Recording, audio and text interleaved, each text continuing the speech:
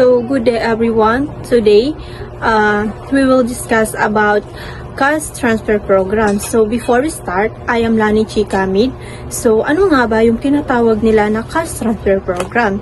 So ang cash transfer program ay isang uri ng social assistant kung saan ang gobyerno o organisasyon ay direktang nagbibigay ng pera sa mga pamilyang may hirap. Sa halip na relief goods or sako-sakong bigas or mga dilata is akas na lang yung binibigay nila sa mga pamilyang may hirap kasi sila na mismo yung magdidesisyon kung ano yung mga pangangailangan nila at yung ano yung kailangan nilang bilhin sa pang-araw-araw. So, one of the example nito dito sa Pilipinas is yung tinatawag nila na 4Ps or Pantawid Pamilyang Pilipino programs. So, yung 4Ps is nahati yan sa dalawang categories, which is a conditional cash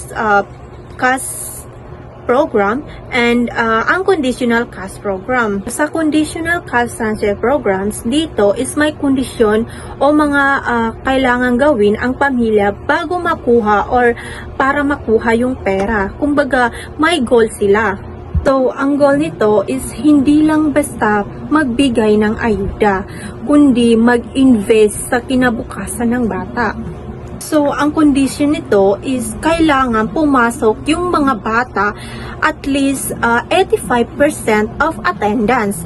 Then, magpa-check up sa health center. Also, yung mga magulang is dapat umattend sa Family Development Season or tinatawag nila na FDS. Also, sa education is nakakatanggap sila na 300 to 700 per month depende sa grade level ng bata at pati na rin sa rice subsidy. So, we will proceed to unconditional cash transfer. So, unconditional cash transfer is ito na yung no string attaches. Kumbaga, wala silang sinusunod na kondisyon. Iwang itong ginagawa bilang mabilisang tulong sa panahon ng crisis. Bakit nga ba mahalaga ito? So, number one is anti-poverty. So, nakakatulong ito para maputol ang cycle of poverty. Dahil mas nasisiguro na ang susunod na henerasyon ay nakakapagtapos ng pag-aaral at malusog sila. So, number two is economic boost.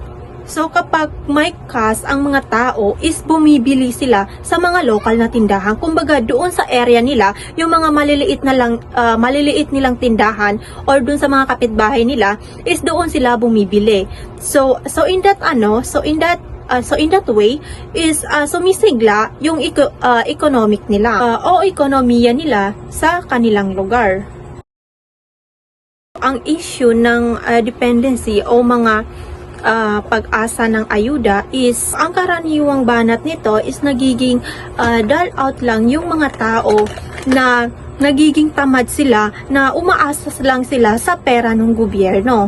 Pagka nagtuturo lang ito sa mga tao na maging tamad at umaasa sa pera ng gobyerno sa halip na maghanap ng trabaho.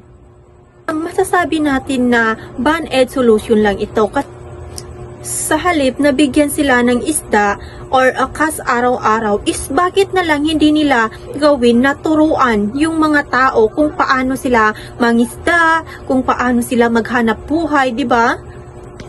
Dapat ang ginagawa ng gobyerno is binibigyan nila yung mga fisherman na mga gamit sa pangingisda para hindi na sila mahirapan sa pang-araw-araw nila. Kung walang permanenteng trabahong malilikha ng gobyerno, mananatiling graduate ng 4Ps pero mahirap pa rin sila. Maling paggamit ng pera at system inefficiency. Maraming nagsasabi na ang cash ay ginagamit sa vices. So, ano nga ba yung vices? So, ginagamit ito sa alak or mga sugal, sa mga bisyo. Halip na dapat is para yun sa education at para sa pangkain sa pamilya. Paano natin nasisiguro na sa libro o gatas o pagkain na pupunta yung pera na binibigay ng gobyerno? kung kulang ang monitoring. May mahigit 1.1 million ang naitatala ukol sa delay payment na inefficiency sa system. So, sayang yung mga bilyong-bilyong pondo na napupunta lang sa bulsa at sa mga hindi karapat-dapat. O nauubos ito sa administratibong korupsyon. So, number 3 is structural problems and individual behavior. Ang CCT o Conditional Cash Transfer ay nakatutok sa demand side. Pinipilit ang mga bata na pumasok. Pero, what if ang problema nila is supply side? Pinapapasok natin or pinapapasok nila yung mga bata para makakuha ng cash. Pero, sapat ba ang classroom at teacher? Kung hindi, sasabayan ng gobyerno ng maayos na posibilidad ang pagbibigay ng pera. So, nagiging useless ang kondisyon dahil hindi rin naman tumataas ang kalidad ng buhay ng tao at kalusugan nito. So, that's all. Thank you.